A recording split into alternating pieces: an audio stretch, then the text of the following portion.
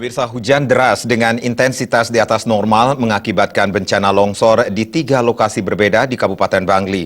Berdasarkan data yang dihimpun, 12 orang meninggal dunia akibat musibah tersebut.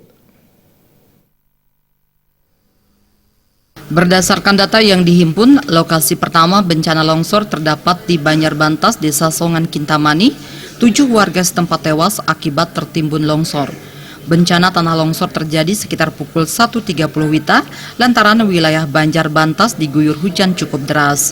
Longsor diakibatkan dinding penahan tanah yang ambrol dan menimpa 5 rumah di Banjar tersebut.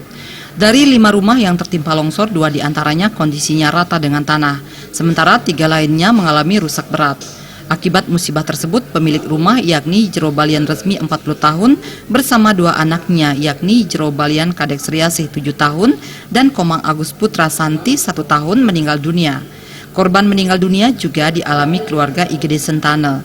Istri Gede Sentane Niluh Bunga dan anaknya Kadek juga turut menjadi korban meninggal dunia pada musibah tersebut. 1 korban meninggal dunia lainnya atas nama Niketut Susun 40 tahun.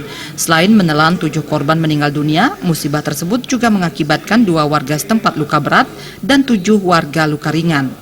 Selain menelan 7 orang korban jiwa dan merusak rumah serta lahan pertanian warga, musibah longsor di Banjarbantas, Desa Songan juga berimbas pada terganggunya akses lalu lintas menuju Banjarbantas dan Alengkong.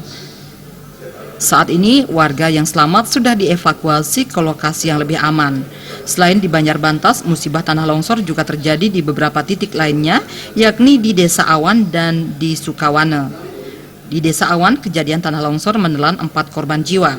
2 korban sudah teridentifikasi atas nama Putu Natalia 9 tahun dan Kadek Rini 28 tahun. Sedangkan 2 lainnya belum teridentifikasi. Sementara di Desa Sukawana, bencana tanah longsor menyebabkan 1 orang meninggal atas nama Madikawi 60 tahun. Tim